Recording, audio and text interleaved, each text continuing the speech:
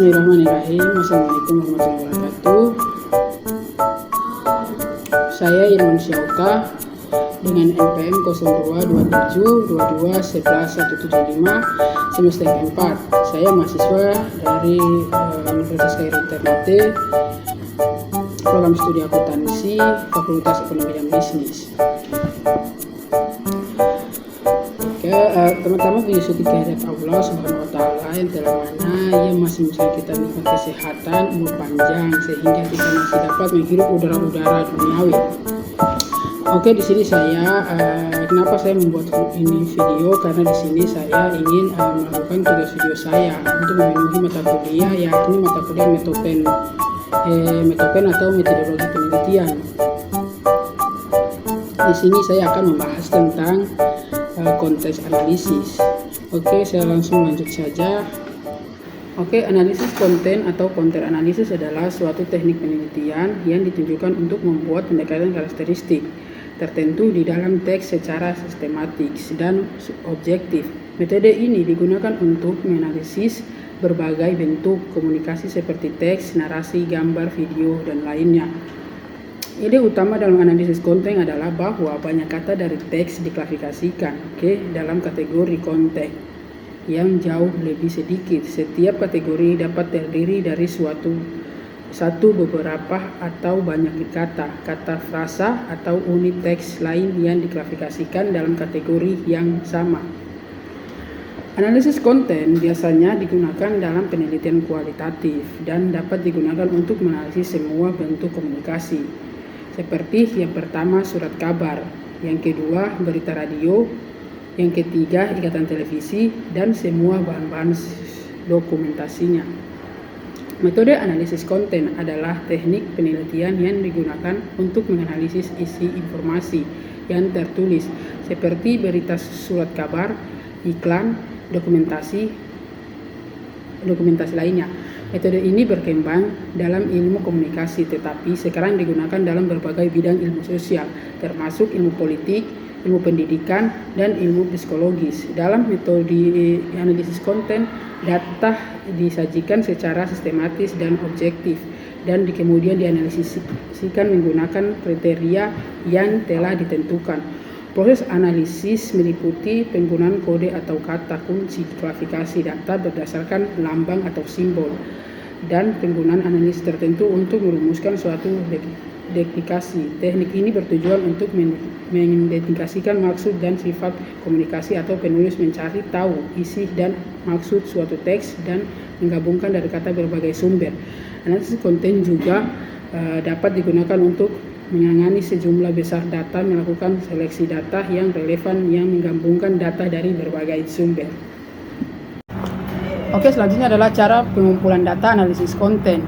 Dapat dilakukan melalui berbagai langkah. Yang pertama, menentukan objek penelitian. Pertama, penelitian harus menentukan objek penelitian yang akan dianalisis. Objek penelitian dapat berupa dokumentasi, berita, laporan tahunan, laporan keuangan, atau sumber daya digital lainnya. Yang kedua, pengumpulan data. Setelah menentukan objek penelitian, penelitian harus mengumpulkan data dari sumber-sumber yang relevan. Data dapat diperoleh dari berbagai sumber seperti dokumen,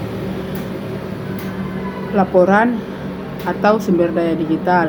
Penelitian harus memastikan bahwa data yang diperoleh relevan dengan objek penelitiannya.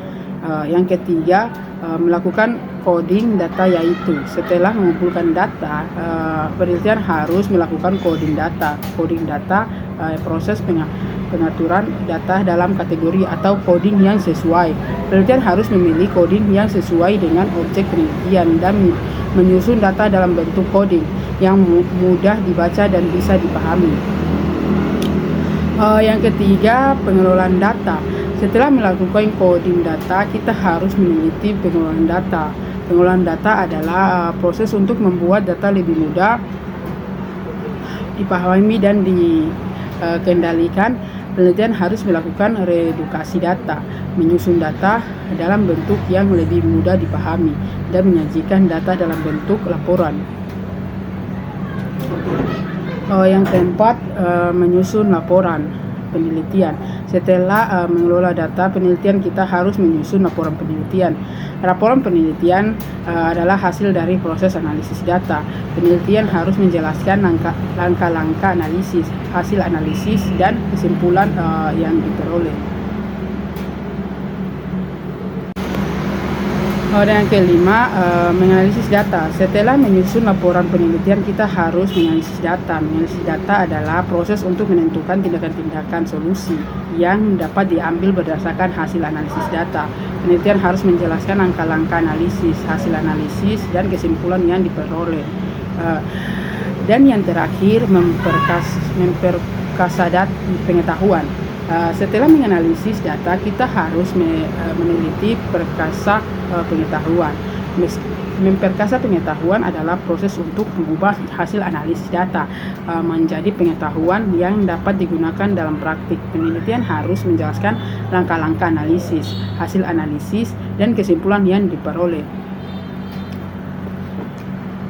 Dan terakhir adalah cara menganalisis konten data dalam analisis data kualitatif. Melibatkan ada beberapa perlu kita ketahui. Yang pertama, tentukan tujuan analisis. Pertama, menentukan tujuan analisis dari analisis konten. Apa yang ingin kita capai dengan analisis konten? Tujuan yang jelas akan membantu dalam menentukan strategi analisis yang tepat. Dan yang kedua, menentukan metode apa yang kita analisis. Setelah menentukan tujuan, menentukan metode analisis yang akan kita gunakan. Apakah akan menggunakan analisis kualitatif atau kuantitatif atau sistematik. Pilih metode apa yang sesuai dengan tujuan analisis kita.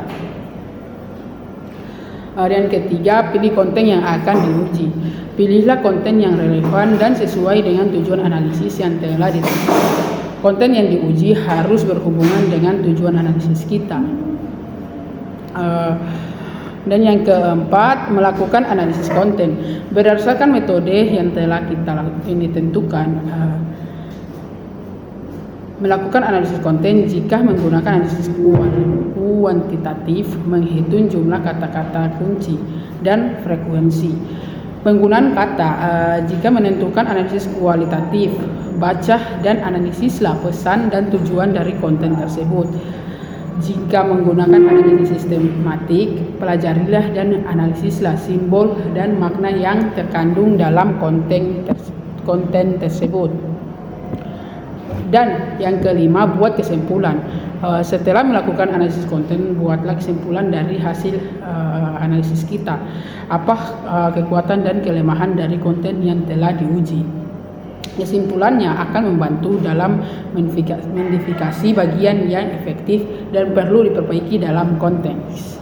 Mungkin itu saja, sekian presentasi dari saya. Wabillahi taufiq wal hidayah. Wassalamualaikum warahmatullahi wabarakatuh. Semoga yang menonton mendapatkan ilmu atau wawasannya. Thank you.